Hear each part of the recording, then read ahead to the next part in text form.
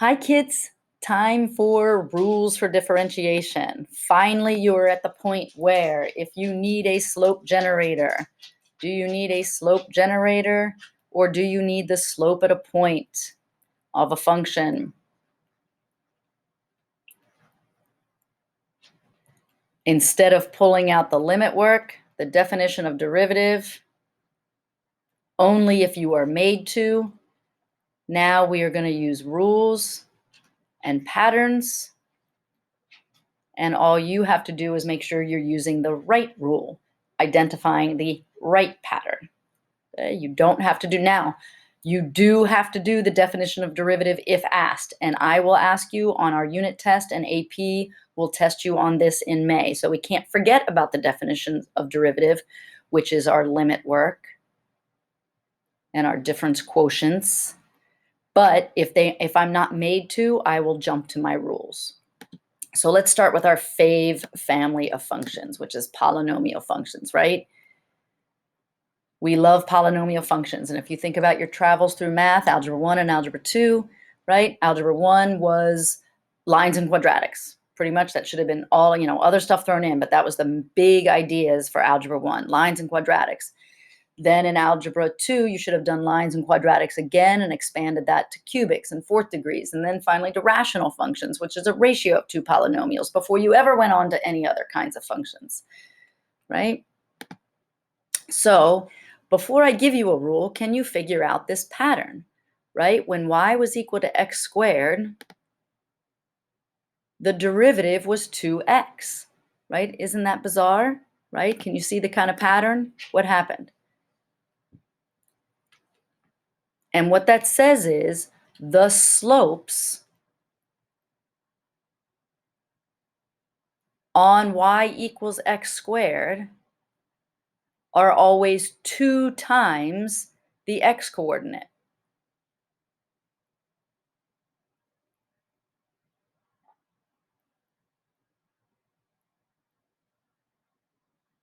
So when x was 2, the slope at x equals 2 is 4.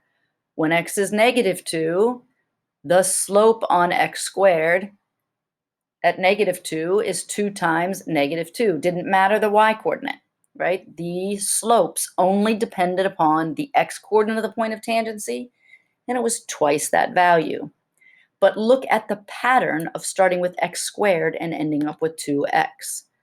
What if I told you that for x cubed, the derivative was 3x squared? Do you see the pattern? This says that on a cubic function,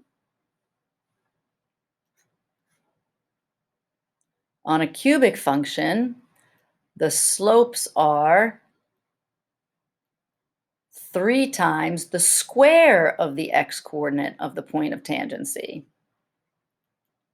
Further, it always says the slopes are always positive, aren't they? Does that make sense? Right? Can you see all these slopes are positive, aren't they? Except at n0. So for instance, when x is 2, the y coordinate is 8, right? But what is the slope there? The slope of this tangent line is 2 squared, which was 4. 4 times 3 was just 12. How about at negative 2? Well, look at that, right? Odd degrees, right? Same thing. At negative 2 squared is 4. The slope of this tangent line is also 12. Crazy, right? But look at the pattern. I didn't do no limit work. No limit work. Can you go from y being x cubed to y prime being 3x squared? Do you see the pattern? How about x to the fourth? Are you surprised that the derivative is 4x cubed? Because on x to the fourth,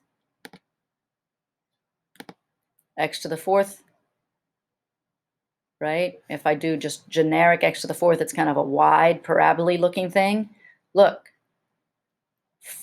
take the x coordinate and cube it, meaning you can get both positive and negative slopes, right? And of course, 0 as well.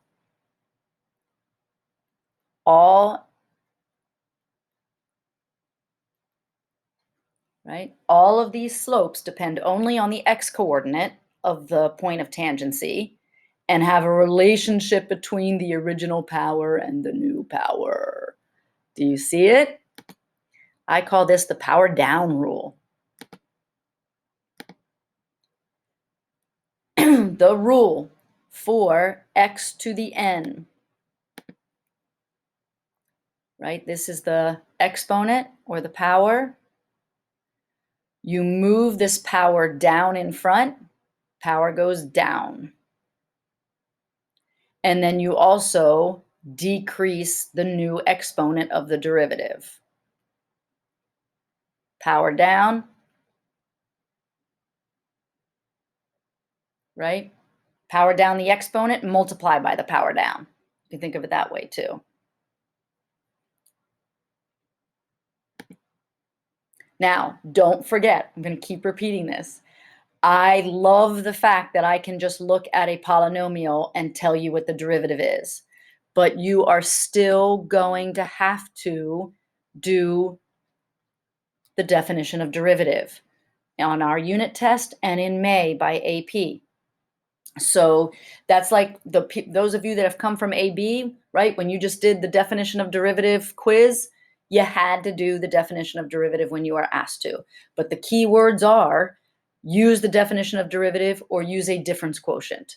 Otherwise, you're going to use your pattern. If you don't see those words, you're going to use your patterns. You are not going to do any limit work. So let's see if we can generalize. So what do you think here? So if I gave you x to the fifth, what do you think the answer is? What is the derivative? The derivative with respect to the variable I see x of x to the fifth is copy over the x, subtract 1 from the exponent after you've brought down the power, right? Power down, subtract 1 from the exponent. Right?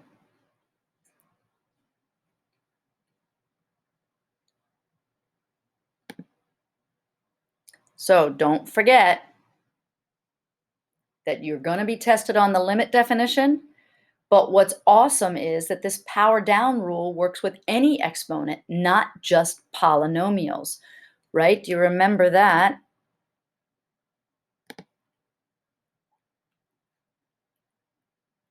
That is not a polynomial, but I can still take the derivative of it. Power down. Subtract 1 from the exponents.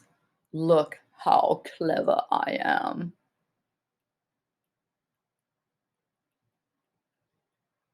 Don't forget AP, it might test you on now, if that is your answer on free response, leave it. I don't care what your answer is as long as it's right. But don't forget on multiple choice, you have to match their answers. What if they chose to write? Would you recognize that those are the same things? That's why you take Algebra 1. That's why you're fluent at Algebra 1. What if I gave you this one?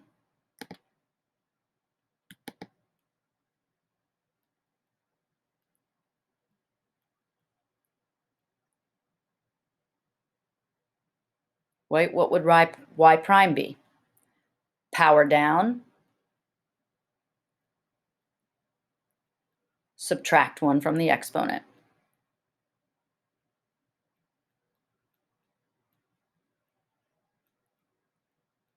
Would you recognize if in multiple choice they wrote this?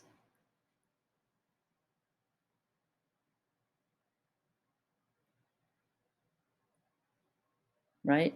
You are responsible for Algebra 1 and Algebra 2. That's x to the fifth, by the way. How about if I gave you this problem?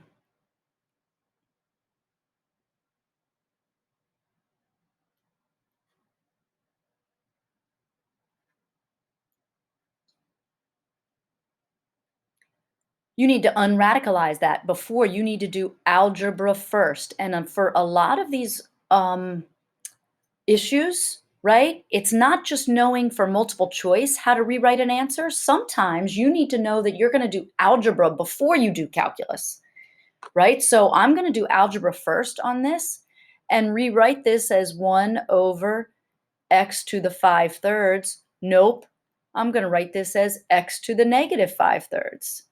Now I will do calculus. And now I will say, what is the derivative of x to the negative 5/2? Power down, subtract 1 from the exponent.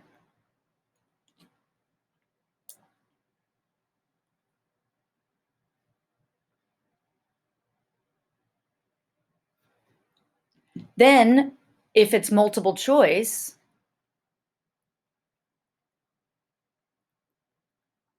I leave my answer like that if it's free response, or if it's one of the multiple choice answers. If it's not one of the multiple choice answers, I think about all the different ways I might rewrite that from algebra.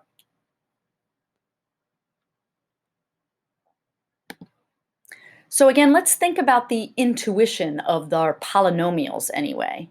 If y is equal to 4x, right, you're supposed to know what that looks like from algebra 1, right? That is a linear function where the slope is constant no matter what the x is. So how do you write that derivative where the slopes are constant? Right? Now I could use my rule on this. 4x to the first, power down. 4 times 1 is 4. Subtract 1 from the exponent, and I'm technically get 4x to the, right? I technically have 1 times 4x to the 0, which is 4. Slopes are constant.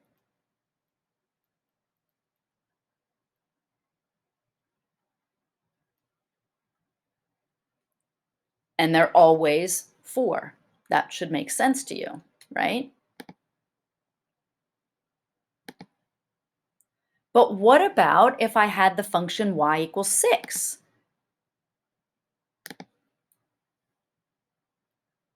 If I have the function y equals 6, well, that is a constant function, right? What is the slope at any x here? Technically, you need to think of this as 6x to the 0. If you want to apply your pattern and you bring the 0 down, 0 times 6 is I don't care. You don't be subtracting exponent. I don't care about subtracting the exponent because I'm going to be multiplying times 0. Therefore, my derivative is just 0. And this says that the slopes are always 0.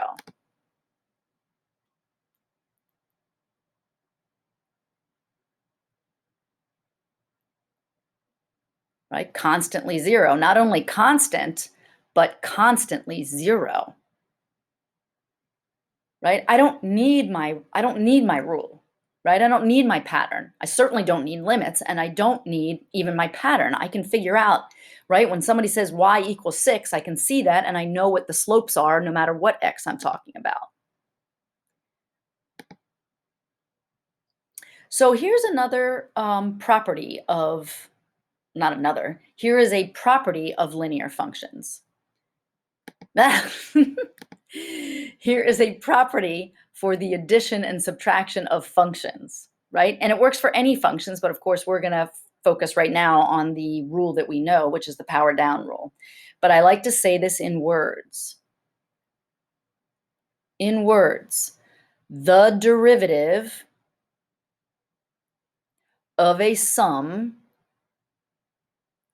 is the sum of the separate derivatives. Okay, and that of course works for the difference too. The derivative of a difference is the difference of the derivative. So here's how that works. What if I told you that y was equal to 4x plus 6? The derivative of a sum is just the sum of the separate derivatives. So the derivative of 4x is 4. The derivative of 6 is 0. So this is still 4.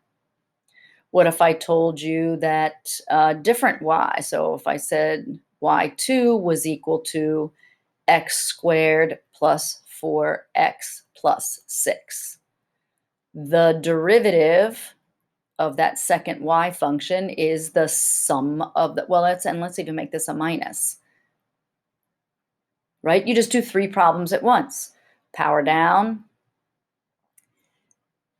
linear function, constant function. Technically plus 0. No, you don't have to write that. Now, what I've also done is really demonstrate the second one already. This second property, this says the derivative of a constant times a function is the constant times the derivative. I really use that up here, right? If y is equal to the constant 4 times the function x, y prime is technically the constant 4, not the derivative of the constant, just the constant itself, copy paste, times the derivative of x to the first. Well, what's the derivative of x to the first? Power down, x to the 0. Duh. But what about this one? Let's use f of x. What if f of x is not 4x, but 4x squared? Technically, I am using the derivative of a constant function. F prime of x is, copy and paste, the derivative of x squared. Power down, subtract 1 from the exponent. So clean that up. And no, you don't need to write this, right? G of x is equal to negative 3 x to the 4th plus 16 x, right? We're going to use both of these properties. G prime of x is equal to technically negative 3 times power down. Do that in one step. Subtract 1 from the exponent. Derivative of a linear function is just the constant slope.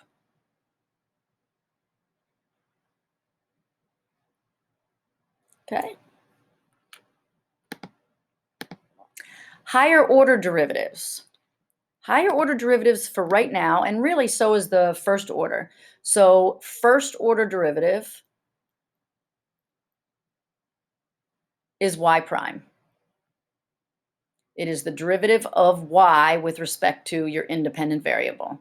We call that the first derivative or the first order. Well, I can just take another derivative. The second derivative is the derivative of y prime.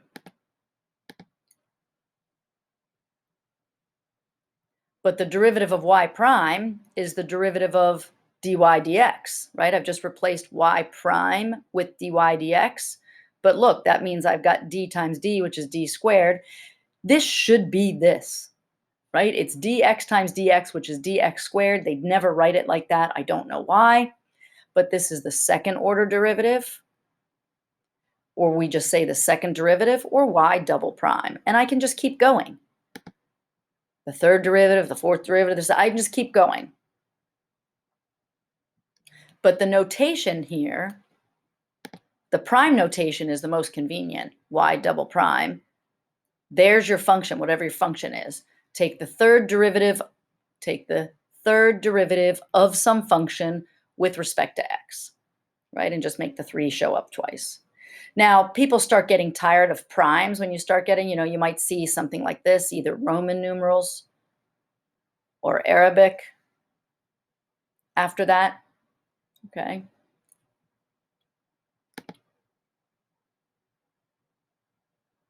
Sometimes they have these parentheses, sometimes they don't, so you don't think it's y to the fourth. You just have to read in context, honestly. Now, we are going to use derivatives, and we're going to use higher order derivatives too. We're going to actually apply them. And again, if you're in physics, you've already seen some application of them. But for right now, we are just learning the rules, so don't worry about that. So let's go back again to the pattern, right? And thinking about our most fun functions, polynomials.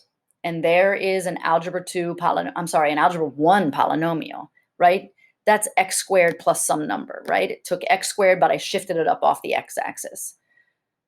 So think about its slopes. Its slope here is 0. As you go past x, the slopes are increasing and positive. As you go to the left of 0, the slopes, right, way left of 0 are negative, coming down towards 0, right? That's what the little teeny tangent lines look like. The slopes on x squared plus any constant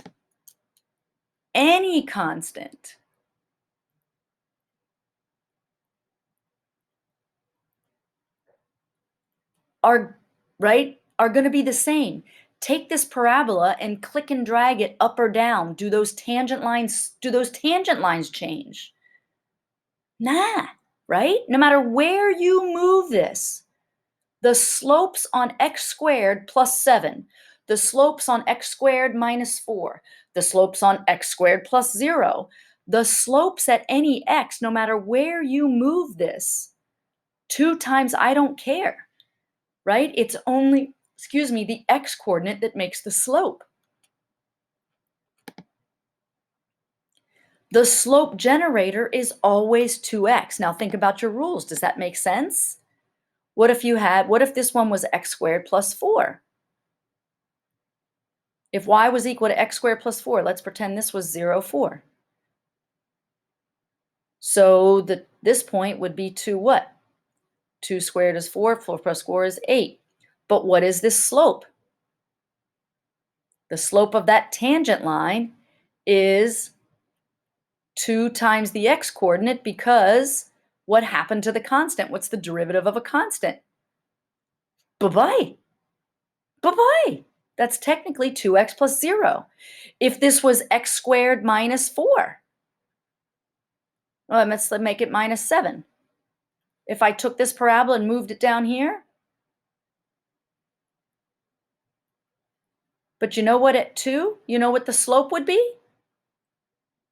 Because this point would be 2, right? If it's 2 squared minus 7, 4, right? This would be 2, negative 3. But who cares? It's the x coordinate that makes the slope. Crazy, right? And then we talked a little bit before about what the graph would look like. So let's pretend that was x squared plus 2. When you take the derivative, what's the derivative graph look like? Hey, power down.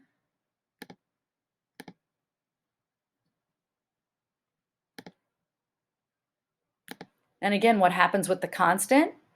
2x technically plus 0. I know what that looks like. And remember, we talked about the slope of the tangent line is 0, so the derivative is 0. Slopes are positive and increasing, so the derivative graph is positive and increasing. Slopes are negative and decreasing towards 0. So the derivative graph is negative and increasing towards 0. But now let's think about the next derivative. What if I wanted to take the derivative of f prime? What's the derivative of any linear function? What's the second derivative?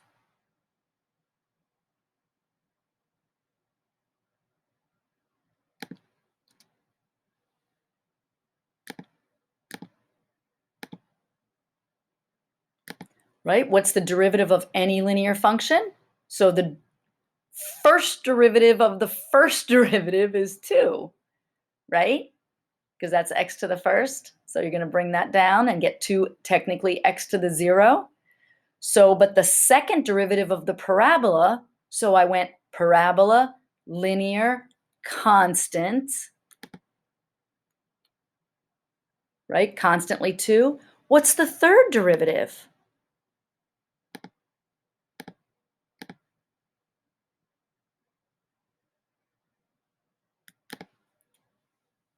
Right? Bring down the 0.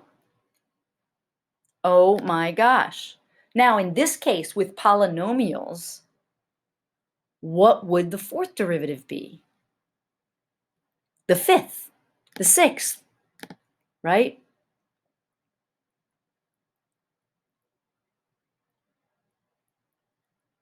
Right? I don't care if you ask me for the 500th derivative. Wouldn't it be 0? That's a really cool feature of polynomials. Remember, we heart polynomials. All right, so I'm going to do a couple of examples with you here on the video. You can stop the video and see if you can do these yourself. And then in our live session, we're going to do more examples. So I'm just going to do these quickly and highlight why I cared about each one of these. So for this one was just a, hey, can you practice? Pretty standard one. Power down, subtract 1 from the exponent. Here's one I wanted you to not worry about, right? That's negative 83 times 0.007 t to the negative what? Subtract 1, negative 84. If I have time, I'll multiply that out. If I don't have a calculator, why would I do such a thing? If I have a calculator, I bet this problem has a calculator. If this is multiple choice, and I'm supposed to use my calculator on that, okay? This is tricky. Or is it?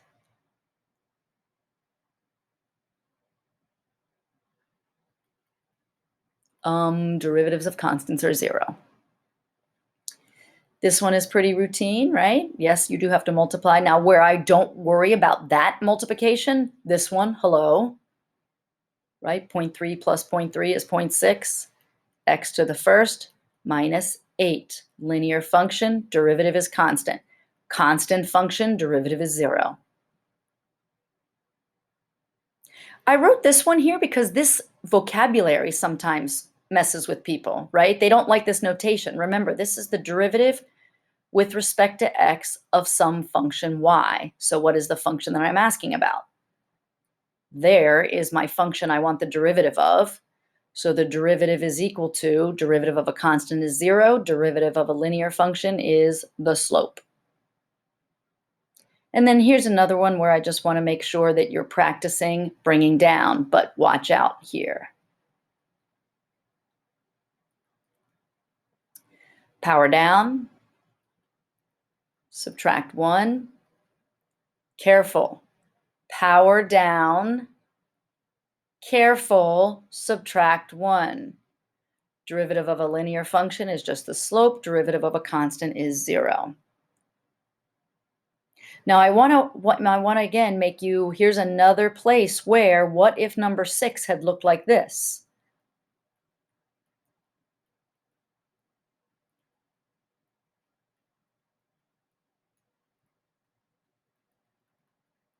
Right? If the problem had been presented like this, I might want to use algebra on this to turn it into what is an obvious power down problem. All right? All right, so in class, we will practice more of these. Make sure you also watch the second content video for more of our rules. See you then.